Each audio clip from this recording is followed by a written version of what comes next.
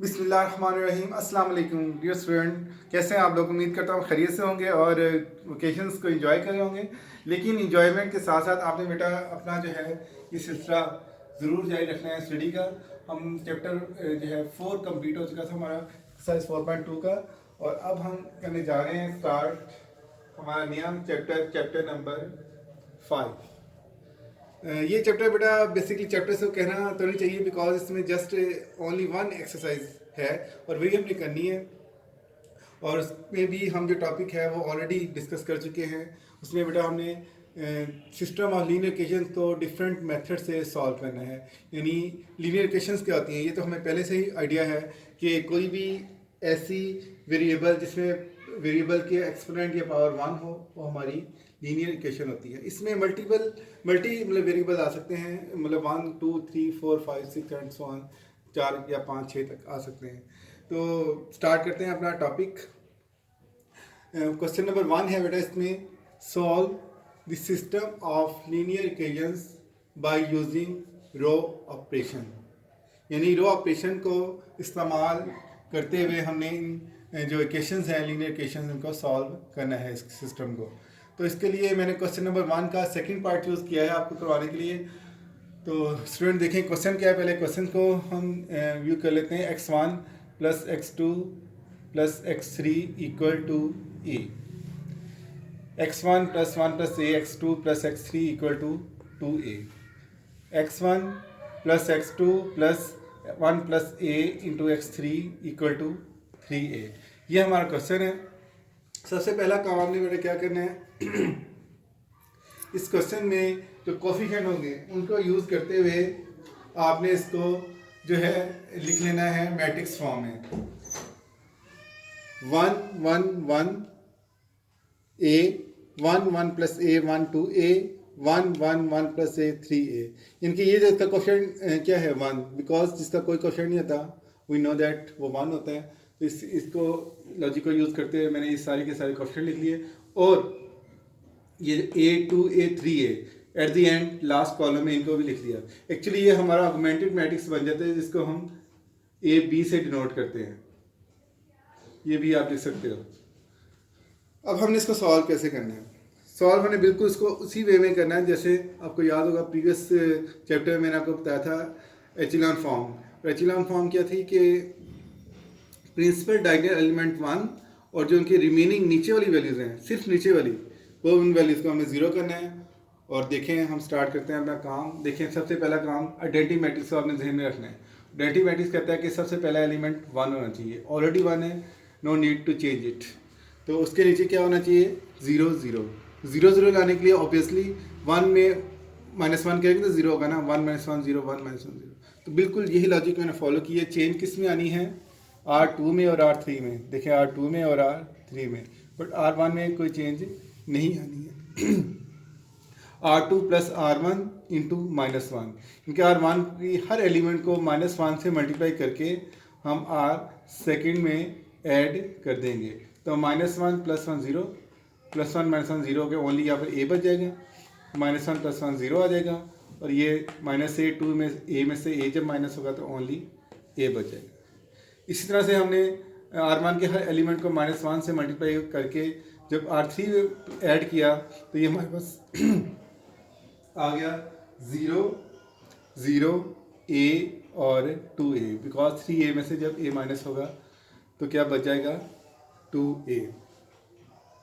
अब डायगोनली हमें 1 आ गया और यहाँ पे 1 चाहिए, तो इसके लिए सिंपली हम R2 को 1/a से मल्टीप्लाई कर देंगे। बेसिकली a से डिवाइड कर रहे हैं, लेकिन अगर 1/a से मल्टीप्लाई करने का मतलब यही है कि हम इसको a से डिवाइड कर रहे हैं। सिमिलरली जो R3 है उसको भी 1 चाहिए, तो उसको भी हम 1/a से डिवाइड कर देते हैं या मल्टीप्लाई कर देते हैं। तो मल्टीप्लाई करने के बाद हमारे पास कुछ अमाउंट इस तरह से आ जाएगी 1 1 1 a 0 1 0 1 0 0 1 और 2। अच्छा जी, अब जब आपने ये काम कर लिया, अब मज़ीद तो हम कुछ कर नहीं सकते बिकॉज ये हमारी प्रिंसिपल डायगोनल 1 आ चुके हैं और रिमेनिंग भी 0 आ चुके हैं। तो यहीं से हमने अपनी जो वैल्यूज़ हैं x1 की 2 की 3 की जो है वो वैल्यूज़ डिडक्ट करनी है। हाँ देखें, याद रखिएगा जब हम लिखते हैं तो फर्स्ट वैल्यू x1 की होती है, सेकंड वैल्यू x2 की होती है, थर्ड x3 की, और सो ऑन इस तरह से होता है। तो इसमें जब हम इसको वापस इक्वेशन की फॉर्म में लिखेंगे तो ये कुछ इस तरह से बेटा लिखा जाएगा x1 दरमियान में आपने प्लस डालना है, plus x2 plus x3 equal a। अब देखें x1 0 है, x3 0 है, लेकिन x2 की में 1 मौजूद है। इसका मतलब ये हुआ कि x2 की वैल्यू डायरेक्टली हमें मिल रही है x2 इज इक्वल टू 1, और डायरेक्टली आप लिख सकते हैं। सिमिलरली यहाँ पर थर्ड रो में x1 और x2 0 हैं, इनको आपने छोड़ देना है 0 वालों को, तो x3 की वैल्यू 1 है, या 1 x3 का मतलब x3, और x3 की डायरेक्टली वैल्यू क्या मिल रही है 2, तो x3 इज इक्वल टू 2। तो जो लास्ट वाले एलिमेंट होते हैं वो आपकी सोल्यूशन सेट या वैल्यूज़ होती हैं। अब देखें, मुझे x2 की वैल्यू भी मिल गई और x3 की वैल्यू मिल गई, सिर्फ x1 की रह गई है। अब पहली क्वेश्चन जो थी हमारे पास x1 x2 x3, इसके अंदर मैं x2 की और x3 की वैल्यूज़ 1 और 2 दोनों पुट कर देता हूँ, तो 2 + 1 3, और प्लस 3 इधर आकर -3। इस तरह से x1 की वैल्यू हमारे पास आ जाएगी a -3। तो बेटा x1 x2 और x3 ये तीनों वैल्यूज़ हमारे पास आ चुकी हैं, और यही हमारा जो है वो सोल्यूशन सेट होगा x1 2 और 3 का। तो इस तरह से ये क्वेश्चन कंप्लीट हो गया। इसी क्वेश्चन का एक और पार्ट मैंने किया है, फोर्थ पार्ट, उस पर भी ज़रा नज़र डालें, क्योंकि इस तरह से आपकी प्रैक्टिस हो जाएगी। तो मैं एक्सपेक्ट करूँगा कि रिमेनिंग पार्ट्स जो हैं आप घर पर असाइनमेंट बतौर असाइनमेंट खुद सॉल्व करेंगे, और वो आप मुझे भेजेंगे भी, तो मैं आपको व्हाट्सएप पर इसको जो है इसकी फीडबैक दे दूँगा। तो ये क्वेश्चन देखें, x1 x2 - x3 equal to 1, x2 3 - 4 equal to 1, x3 4 - 5 equal to 1, x5 4 - 3 equal to 1, x4 3 - 2 equal to 1। क्योंकि ये हमारे पास इक्वेशंस हैं। और सबसे पहला काम, हमने इस तमाम इक्वेशंस को जो है किसकी फॉर्म में लिखना है, मैट्रिक्स की फॉर्म में, आर्गुमेंटेड मैट्रिक्स की फॉर्म में। अभी मैंने आपको बताया आर्गुमेंटेड मैट्रिक्स होता है कि कोफिशिएंट को आपने लेना है, उसके साथ साथ जो कांस्टेंट वैल्यूज है हमारे पास उनको भी लिखना है। अब लिखना कैसे, x1 2 3, x1 का क्वेश्चन 1 है, 2 का 1 है, लेकिन 3 का -1 है, जबकि इसके अंदर हम देख रहे हैं 4 और 5 भी मौजूद है। तो जितने ही वेरिएबल सिस्टम में मौजूद हों, आपने उन सभी को यूज़ करना है, चाहे वो उनकी वैल्यूज़ इक्वेशन के अंदर आपको दी हुई हैं चाहे नहीं दी हुई हैं। तो जो दी हुई हैं वो तो कोफिशिएंट वही यूज़ होंगे, एंड जो वैल्यूज़ या कोफिशिएंट अवेलेबल नहीं हैं उनकी जगह पर बेटा आपने 0 लिख देना है। सी है बेसिकली आपको मैंने बताया कि पहली वैल्यू x1 की, 2 की, 3 की, 4 की एंड 5 की है, और लास्ट में आपने वो कांस्टेंट लिख देना है। कांस्टेंट जो कि सारे 1 हैं, तो मैंने सारे 1 लिख दिए, और कोफिशिएंट मैंने उनको देखते हुए क्वेश्चंस को ये आपके सामने पुट कर दिए हैं। 1 1 -1 0 0 0 1 1 -1 0 0 0 1 1 -1 0 0 -1 1 1 0 -1 1 एंड 1 0। अब हमने इसको सॉल्व कैसे करना है, बिल्कुल उसी वे में बेटा आपने आइडेंटिटी मैट्रिक्स को बनाना है, लेकिन याद है कि एचेलॉन फॉर्म, और एचेलॉन फॉर्म क्या होती है कि जस्ट 1 के नीचे 0 लाने हैं आपने, 1 से ऊपर नहीं जाना, मतलब ऊपर जो भी वैल्यू है एज इट इज़ आपने उनको रखना है। अब ऑलरेडी 1 है, नो नीड टू चेंज, 1 के नीचे 0 लाने हैं, तो ऑलरेडी हमारे पास 0 है, लाने की ज़रूरत ही नहीं है। मतलब ये कह सकते हैं ये सिस्टम काफ़ी हद तक सॉल्व फॉर्म में ऑलरेडी मौजूद है हमारे पास, जो थोड़ी बहुत चेंज करनी है बस वही चेंज करेंगे हम। सेकेंडली हमें प्रिंसिपल डायगोनल यहाँ पे 1 चाहिए, ऑलरेडी 1 है, no need to change it. नीचे 0 है तो ऑलरेडी 0 है, बस यहाँ पे 0 चाहिए, लेकिन यहाँ -1 है तो नो प्रॉब्लम।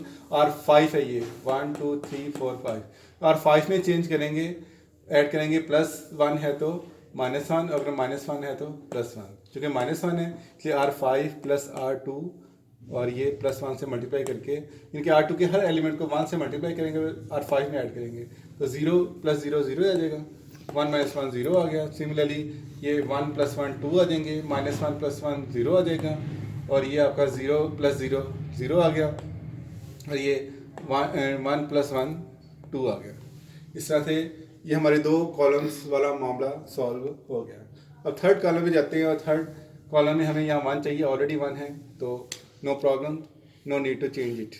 नीचे हमें 0 चाहिए, -1 है तो +1 से मल्टीप्लाई करेंगे R3 को, और इस तरह से अगर +2 है तो -2 से हम मल्टीप्लाई करेंगे R3 को। बिल्कुल यही बात मैंने यहाँ लिखी है, R4 + R3 मल्टीप्लाई बाय +1 और R5 + R3 मल्टीप्लाई बाय -2। बाकी R3 जो है उसमें कोई चेंज नहीं आएगी, और फर्स्ट 1 2 में भी कोई चेंज नहीं आएगी, सिर्फ लास्ट 2 रोज में चेंज आएगी। और वो चेंज क्या आएगी, इनको ऐड करना है हमें। 1 - 1 0, 1 + 1 2, ये देखें 2, -1 + 1 0, देखें 0, 1 + 1 2, देखें 2। सिमिलरली इसको हमने -2 से मल्टीप्लाई करना है, -2 + 2 0, ये देखें 0, -2 0, -2 देखें -2, -2 से जब मल्टीप्लाई करेंगे तो +2 हो जाएगा, 2 + 0 2 आ जाएगा, ये देखें 2 आ गया, 2 × 1 2, और ये आपका 2 + 0 ये 0 आ गया, क्योंकि ये देखें -2 + 2 0 आ जाएगा। अच्छा, इससे अब अगली बात, यहाँ भी 0 मतलब ये प्रिंसिपल डायगोनल 1 आ गए, ये 0 आ गया। अब हमें यहाँ भी 1 चाहिए और नीचे 0 चाहिए, तो मैं काम करता हूँ R4 को और R5 को 1/2 से मल्टीप्लाई करता हूँ। मल्टीप्लाई करके हमें पता है 2 × 2, ये भी 1 हो जाएगा, ये भी 1, ये -1 और ये +1, तो देखें ये -1 ये +1। सिंपली R4 एंड R5 को हमने 2 से डिवाइड कर दिया। उसके बाद यहाँ पे 1 आ गया, 1 के नीचे 0 लाना, तो हमें साफ नज़र आ रहा है कि R5 में R4 को ऐड कर देने से 0 मिल जाएगा। ये मैंने लिख भी दिया है, R5 + R4 × 1, तो बाकी तो 0 ही आएगा। 1 - 1 0, और ये 0 + 1 1 ही रहेगा, 1 + 0 भी 1 ही रहेगा।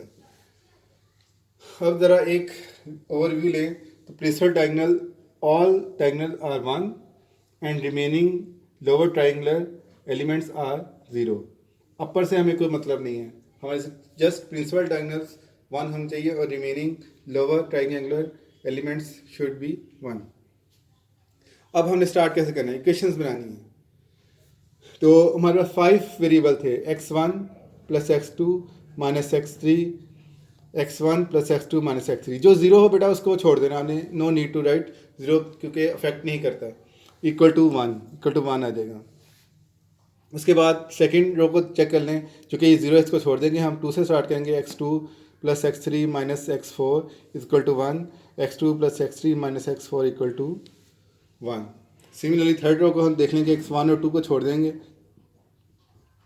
3 से स्टार्ट करेंगे, x3 + x4 - x5 = 1, x3 + x4 - x5 = 1। तो ये हमारे पास 3 इक्वेशन बन गई। लेकिन अगर हम बगौर जायज़ा लें रो 4 का और 5 का, तो डायरेक्टली हमें x की 4 और x की 5 दोनों वैल्यूज बेटा मिल रही हैं, because all remaining variables are 0, तो वो 0 हैं, तो x4 = 1 आ जाएगा। सिमिलरली x5 भी हमारा डायरेक्टली 1 आ जाएगा। जब ये दोनों वैल्यूज़ आ गई, तो बेटा आपने ये दोनों वैल्यूज़ क्वेश्चन नंबर 3 में पुट कर देनी है। पुट 4 and 5 in 3, तो वहाँ से बड़ी आसानी से +1 - 1 कैंसिल हो जाएंगे। ये देखें +1 - 1 कैंसिल हो गए, और हमें x3 की वैल्यू इनकी 1। जब x3 की वैल्यू भी आ गई, 4 5 की भी आ गई, तो 3 और 4 ये दोनों वैल्यूज पुट करके इजीली हमें x2 की वैल्यू भी 1 मिलेगी, और इसी तरह से हमें x1 की वैल्यू भी 1 मिल जाएंगी। क्योंकि लकीली कह लें या जैसे भी हैं, ये सभी वेरिएबल 1 से लेकर 5 तक तमाम वैल्यूज़ का आंसर 1 आ गया है, और यही हमारा रिक्वायर्ड आंसर है।